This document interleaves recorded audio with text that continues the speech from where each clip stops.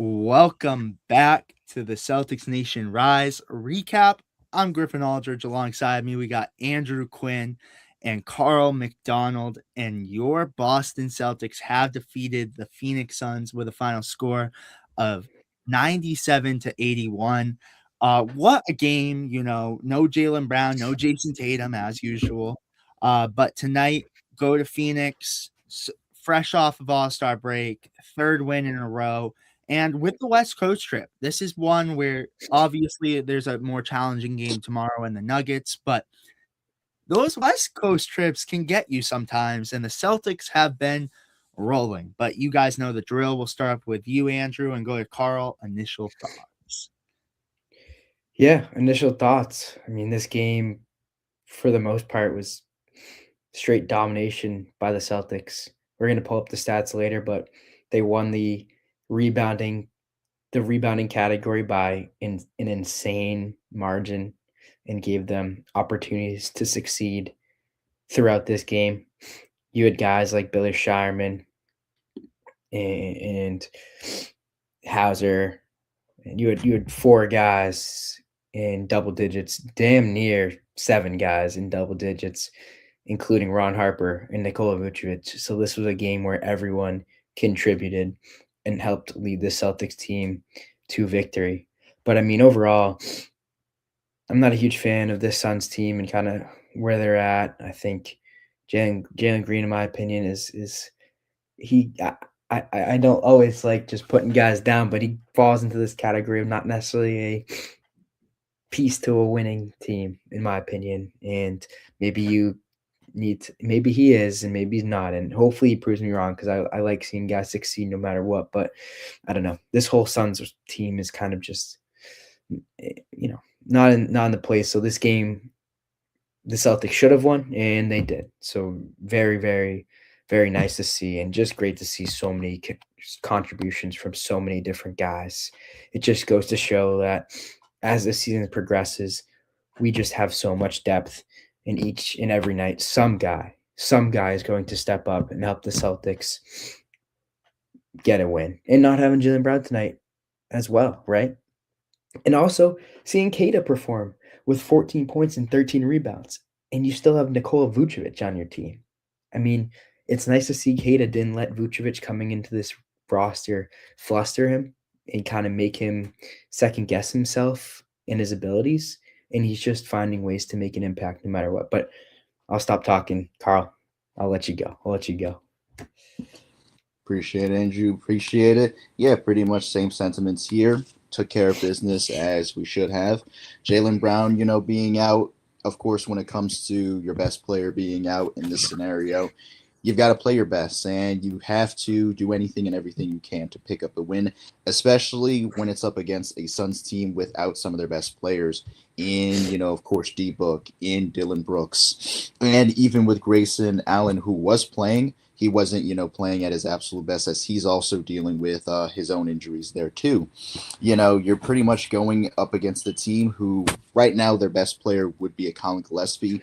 And I'll just say this too, before I continue on, talking about great things about the Celtics' recent win. Gillespie, I feel like, deserves a little bit more praise. Definitely very underrated as a point guard. He is the type of guy who steps up in big moments, and he, did that here tonight. I'd say he was their best player, something that will be highlighted later on, in this post. But, that's something that I wanted to get out there. Gillespie is underrated and deserves more attention. Back to the Celtics, though. Great to see them winning, especially with the circumstances that they were, in, again, without Jaylen Brown and going up against the Suns team where there's not much firepower going for them. Great to see all of our young players, getting some reps in and showing that effort. Great to see John Tanji, Banton, and others getting some minutes too. Even though it is garbage time, it is still great to see them a part of this game. All in all, a great win for the Celtics, and even greater to see this team now 3-0 since the All Star break. No, Hey, well said. before you go, Griffin, I do want to say I'm speaking a little ill on the Suns right now, and despite kind of what their roster like on paper looks like, and it doesn't necessarily stand out entirely, their 7th in the Western Conference, Yeah. in a conference that's very competitive, where there's a lot of teams that could be in that spot. So, are they necessarily in that upper echelon of teams within this league? No, but they're not. They're 33-26. I mean, they're not playing terrible. So, I I, I want to redact my statement on they're not necessarily like they're playing solid. They're playing solid. Yeah, and I even wanna mention you have guys like Dylan Brooks and Devin Booker who are this team's best players and didn't play Mhm. tonight. Also, Right.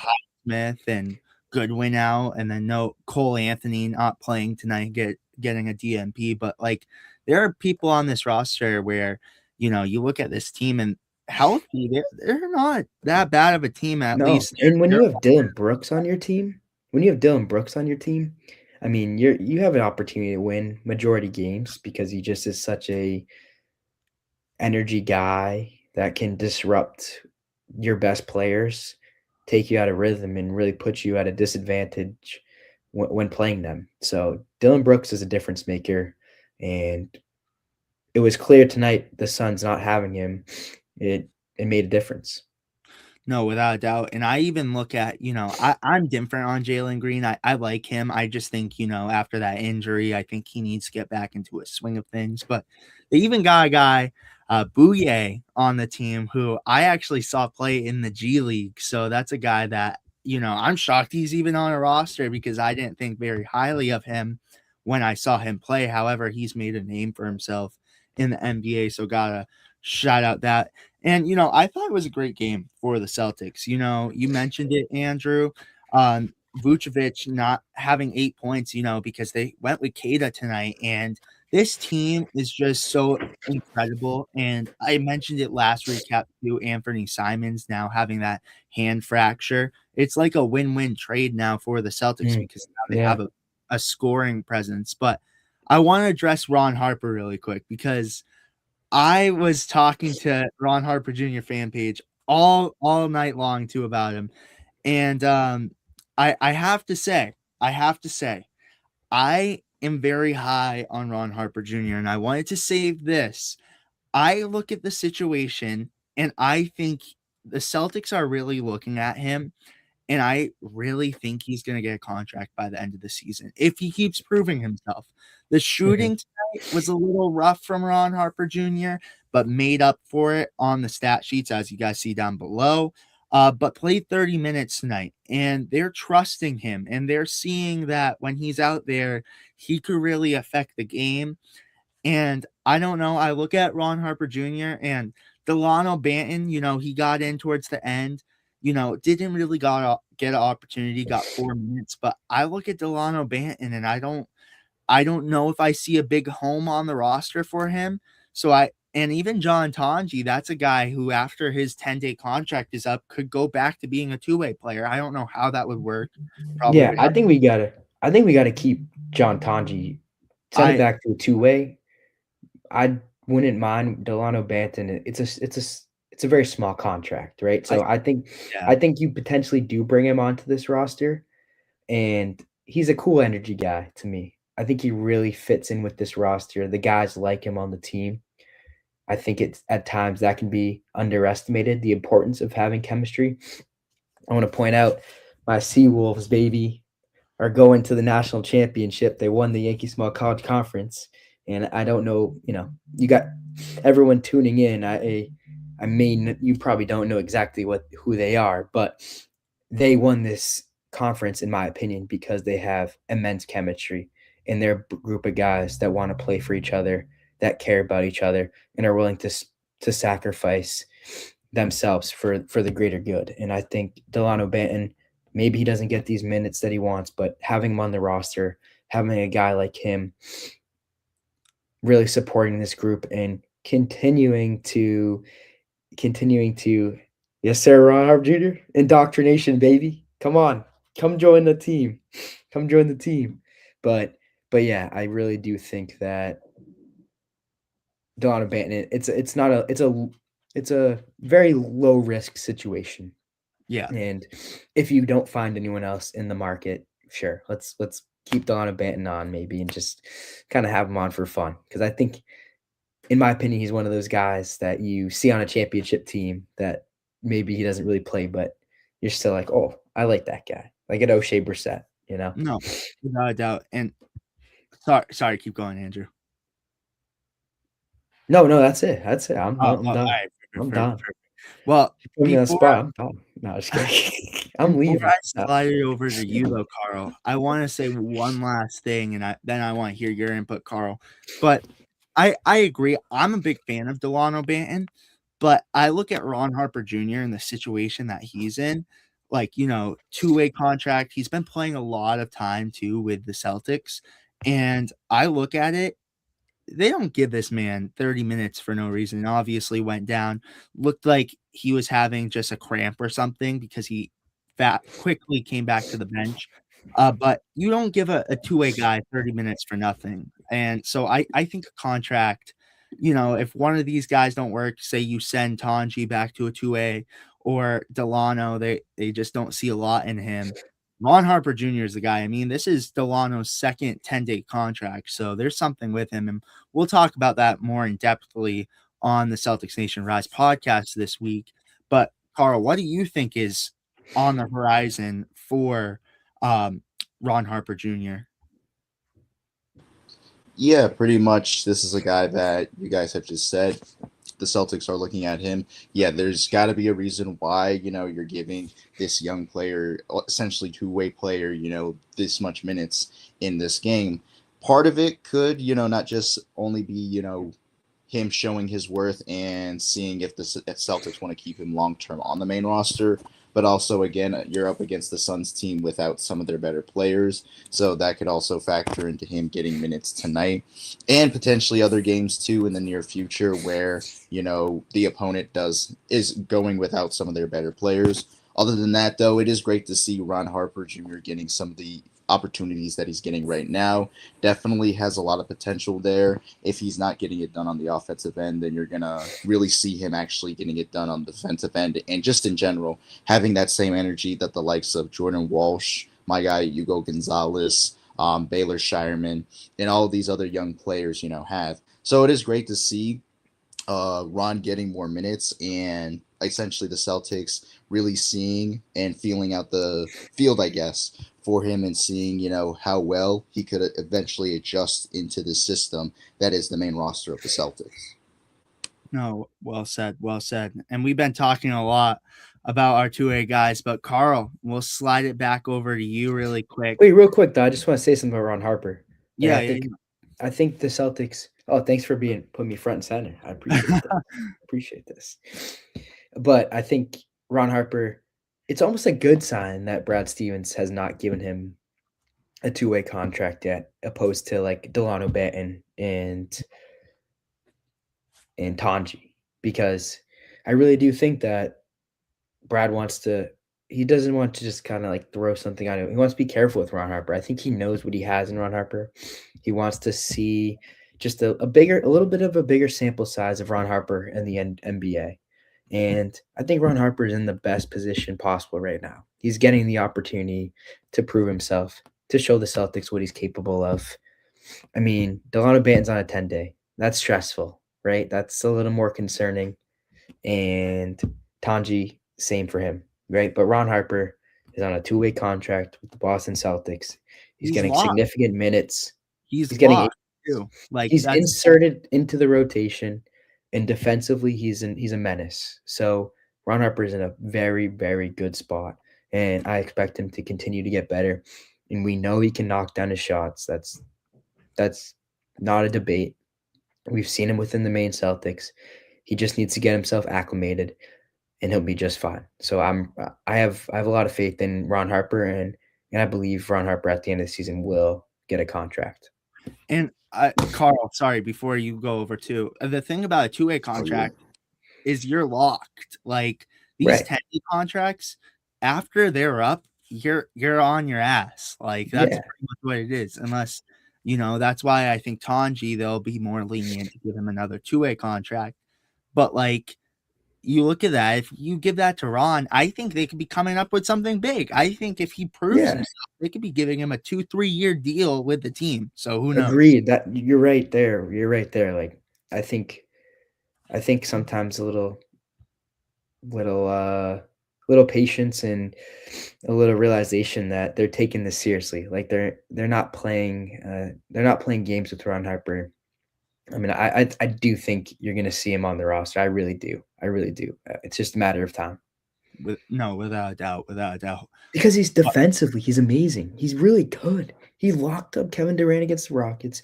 Tonight he had that pin against the glass, but I don't want to get stuck on the ping. But like he's very, very stable in his defense. But let's get back on track. Let's see this lead tracker. Carl, take it away. Getting a little passionate right now. I agree. That's why. Sorry. This is where we put the plugs in. Tune in this Thursday for the Celtics. A little more in depth. Yeah, a little more in depth. About Harper. Can't give it to you guys all right away. No spoilers here. All right. So, as we see by the forecast here, pretty much the sea of green for the most part. Again, we all love to see that as Boston Celtics fans.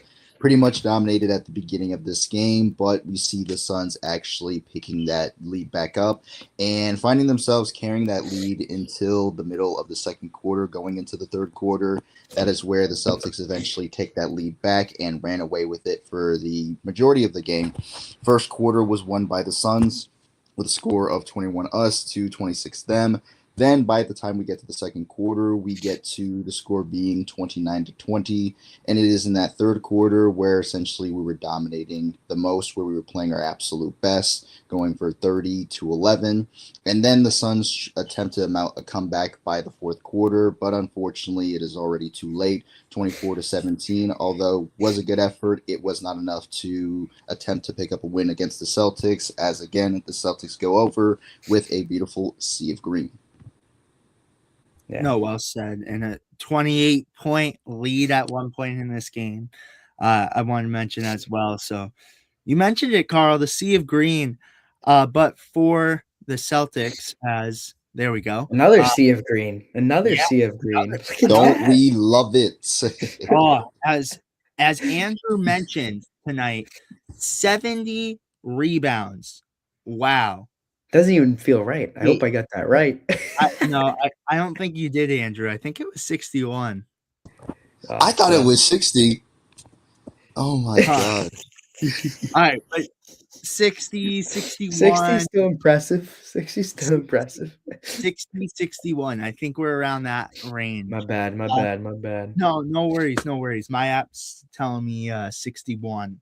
And then we got defensive rebounds, 39. And then 22. So you were right with those ones. Wait, hold on. Let's calculate. I don't know where I get 70. I do not know where I get 70. Let's count this up really quick. I have my calculator out. Trusty calculator. All right. Yeah, 61. So 61 right here.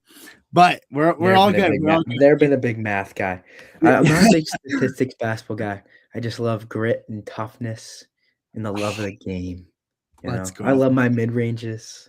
Got me fired up. Screw the stats. We don't care about stats. We care about passion on this. We care about diving on loose balls. That's what we care about.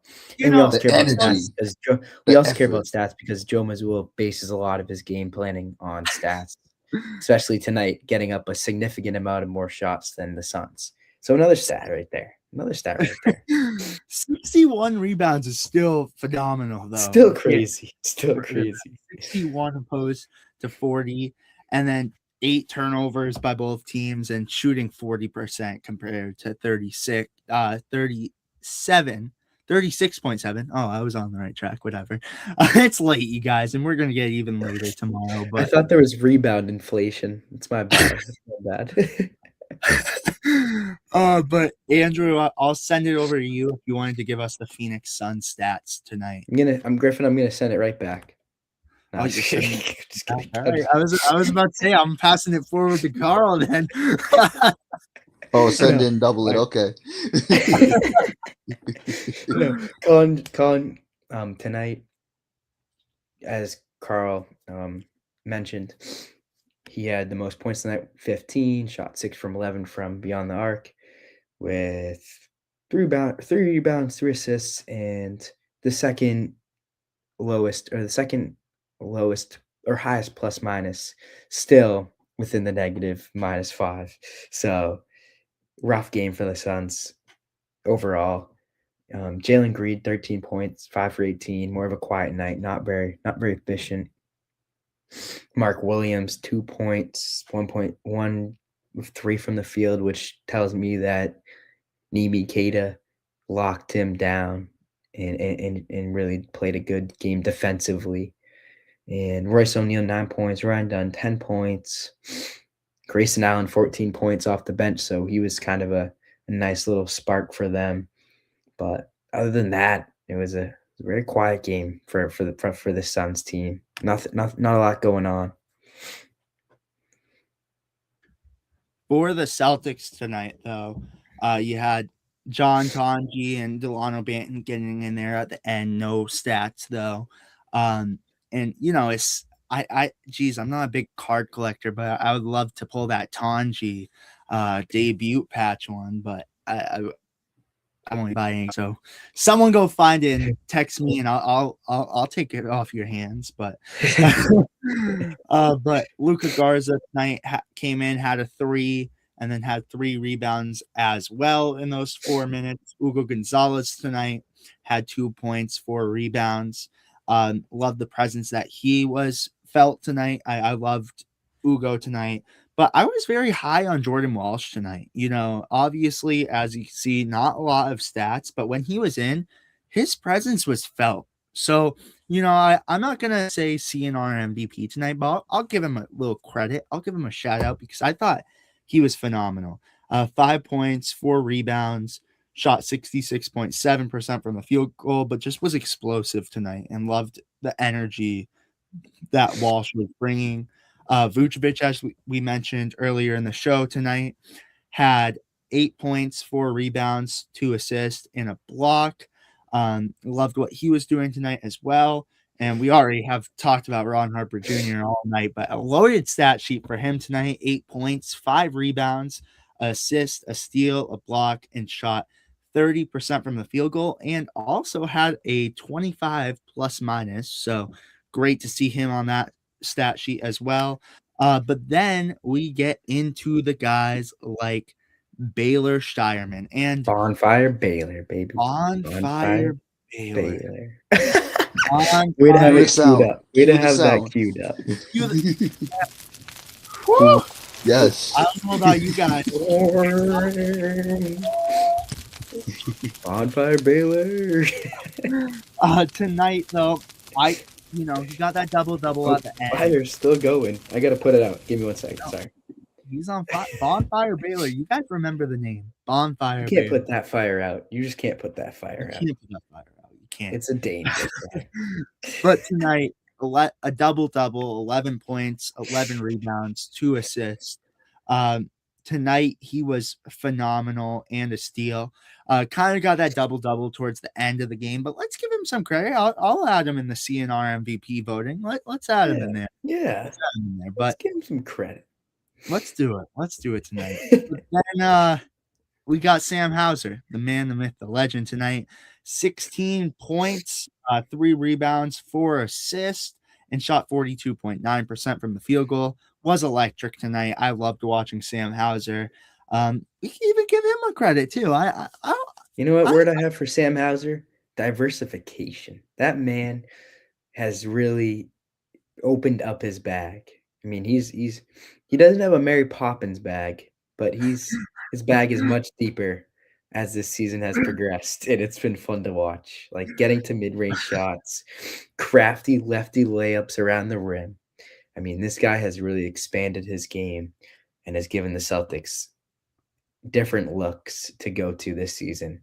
So it's been really fun to watch. It's been really fun to see his growth. So this is awesome. It's great to see him. Got me fired up now. Let's go Sam. Same here. Same here. But next up on the list, my main guy, Neemias Queta, who I thought had a phenomenal game tonight. 14 points, 13 rebounds with a double-double, 2 blocks in there, along with 3 assists as well, shot 50% from the field goal. Why do you even need a guy like Vucevic when you got Neemias Queta? I mean, I love the addition to Vucevic, but So it's basically, screw Vucevic. Is that what you're saying? no. There's no hate towards After we Vucevic. just got him, no. No, there's no hate towards Vucevic, but I'm just saying, like, No, I hear you you. know, you look But at like I said earlier, I mean, it just makes us so much more lethal. You have yeah, just different options to like go when you to. have numbers like this. I Like, mean, this is what it's Robert just Williams used to do. This is what yeah. Williams used It's to just do so when everyone, it's so you know, frustrating as a team. It's so frustrating as a opposing team to have two different style big men come and yes. attack you, right? And Because now, say you start Keita and then you bring in Vucevic. I mean, you're just giving different looks. You gotta your flow is all messed up. Your routine is all messed up because you just don't know what to expect. And you can work with matchups. You just have more opportunity to be a lot more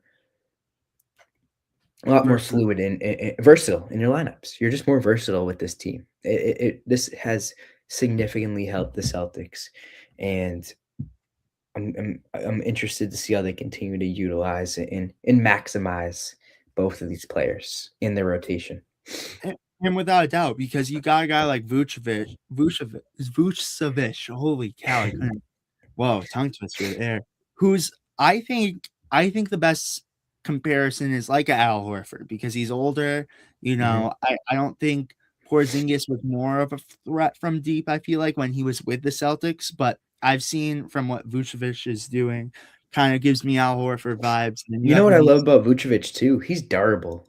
He He is. I'm pretty sure within his draft class, he is the second ranked in most games played within Wow, his draft class. you So love to see he is that. durable. He likes to play the game of basketball. So that's good to see. No, you love to see it, Maybe but it's because he's not a very high flyer, but I don't know. you're right. You're right on that one. But next up on the list for the Celtics tonight, Derek White. You can't discredit him tonight. 22 points, 8 assists, 8 rebounds, 2 rebounds and assists shy of a triple double. I also want to mention in there he had a steal and 3 blocks as well. So can't get rid of the guy. Shot 50% from the field goal tonight. Was phenomenal. But it gets to the time now, you guys, where we're going CNR MVP voting. And I want to go first because I want to set the tone tonight. I want to set the tone, but I won't be free to change it up because I think it could go either way tonight.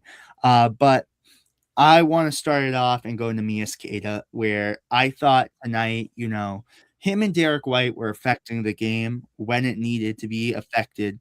But tonight for Neemias Queta, he was amazing on the glass, and with his blocks were just powerful. And again, it's like having Robert Williams back with the team. This is what Robert Williams used to do with the Boston Celtics, but Neemias Queta was just fun to watch tonight, and he's my vote for seeing ever. Andrew, who are you going with for your CNR MVP? And then we'll go to Carl. Let's see. Let's see. Think obviously Neemias Queta, really good game, double double, locking down guys, and and doing a good job. I would probably say I'm gonna have to go Derek White though. Triple double, and Jalen Brown is not in this Double, game, so or not not triple near double, triple double, near triple double. Let near me correct triple myself. double. Two, For two rebounds and 2 assists off, but yeah, close, close. very shy. But for Derek White to step up and knowing that Jalen Brown is not available tonight, that to me is your MVP because without Derek White tonight, you're not winning this game. And I've kind of harped on this the entire season. Yes, Derek White has occasionally been struggling from shooting, and he's not always showing everything on the stat sheet. it doesn't always show up there, his impact. But tonight, he's put the ball in the hoop. And to me, Derek White is the epitome of a player that just knows his role each and every night. And tonight, he understood, I got to step up and I got to score the ball. And tonight, he did that. So for me, Derek White is a guy that is willing to do what it takes to win basketball games, whether it's scoring the basketball or taking a little seat back and letting other guys do those jobs. So for me, Derek White is your CNR MVP. Well said, Carl. Who do you got? We're down to a tie. Right. On a night where we're giving praise to Bonfire Baylor, which he deserves, not just because of what he did with his double-double, but also just the effort again, tapping the ball out. What is this kid not doing? Like, he's so special. He's just so incredible. Just great to see him playing. Not my MVP for tonight, but definitely somebody who's going to win it, believe again in the future, unless he doesn't already have one. Then you have Neemias Queta, somebody that, again, I keep saying, the most underrated center in the league today. A guy who, before this season, wasn't even being considered to be like a main center within the Celtics. But after getting rid of your front court, he's now showing off and showing out, could pretty much average a double-double in his sleep, and is playing well, especially stopping Mark Williams from doing, what he could have done to help the Suns rally. But with this, win, and with everybody playing, well, some people playing, of course, I'm going to take Derek White in this instance. Near triple-double. Again, great on the defensive end. Really would have gone with Queta, but Derek White, weirdly enough, in this situation is the avatar. When they needed him the most, he showed up. When he needed to deliver, he actually showed. And it was great to see him showing off and showing out in the way that he needed to, especially on the offensive end. Something that Andrew had pointed out that he had been struggling with throughout the beginning and throughout a chunk of the season. This is somebody right now I would say is the heart and soul of the Boston Celtics as we speak. Somebody who essentially took that role from Marcus Smart. Not forcefully, but, definitely was given that role because of his impact on the team. So I'm going with Derek White tonight as our CNR MVP. Wow. That makes him his sixth CNR MVP. Dang it. I forgot the drum roll. CNR MVP. Derek. No.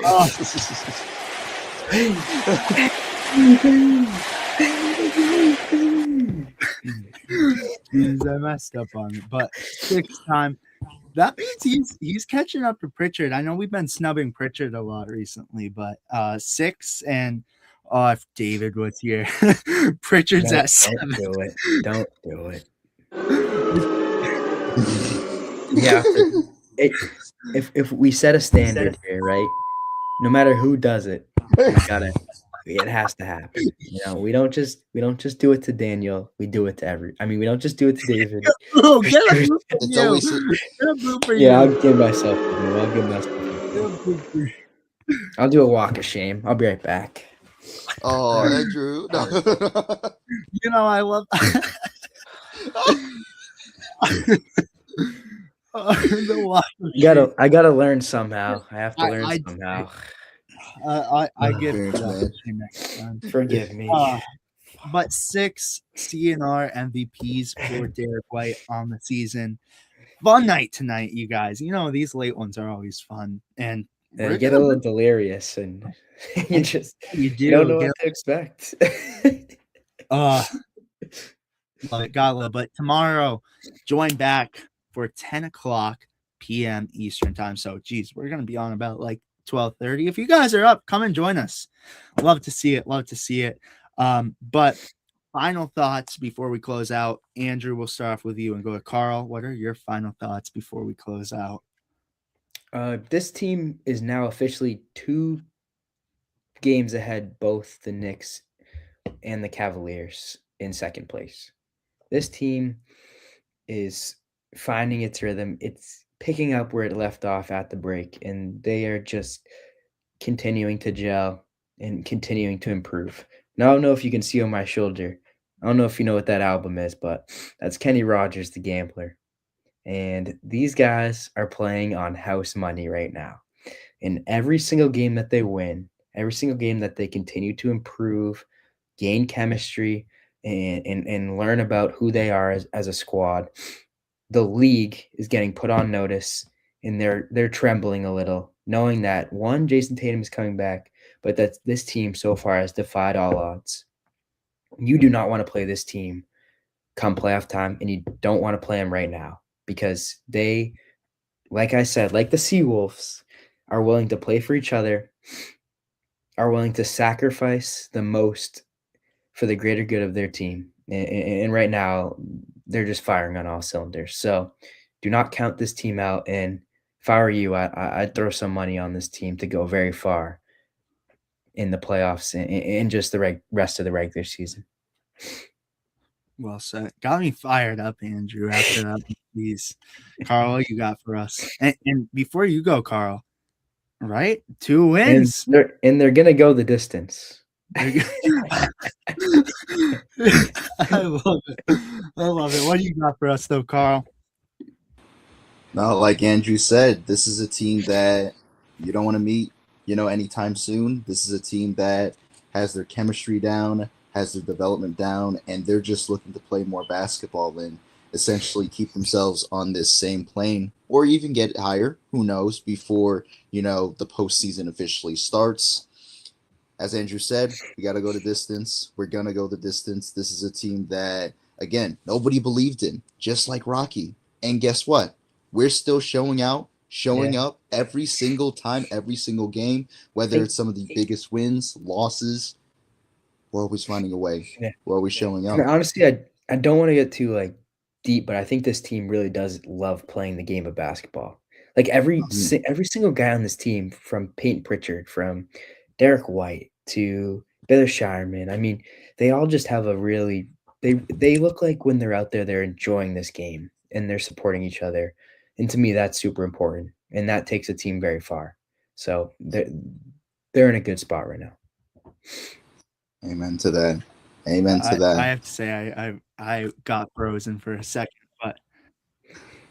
but Griffin, the blizzard was a couple days ago. The blizzard was a couple days ago, but I know a little late More's delay, coming. A little late delay, but is there more coming? Oh boy, yeah. Boy. It's oh my god. That damn groundhog. That damn groundhog, man. Puxatawny Phil, dude. I got a lot of things to say to him, but I'll refrain. I will refrain, but we'll try to keep it PG, guys. We'll try. I know it's out of his control. It's not his fault. I mean, he doesn't tell when the sun to come out, but he made a big mistake. Should have been a lot more complaints about Phil. I'm telling you. Real ass. I gotta say though, tomorrow you're playing a 4th seed Nuggets. Obviously, just beat the Lakers, and they're in the 5th seed. You're playing a good Western Conference team tomorrow. 36-22. Tomorrow, I don't want to say is a test, but in a sense, it kind of is. I feel like it knows where the Celtics really are tomorrow. Well, today. Geez, tonight. But I'm excited for it, and I can't wait to bring you guys more Celtics basketball tonight, technically. But with that being said, you guys, thank you so much for watching. Make sure to like and subscribe and turn on post notifications to be notified every time we upload. And again, you guys, if you guys are up tomorrow night, come tune in and come chat with us. We will see you guys with the next one. Peace, you guys. Later. Peace.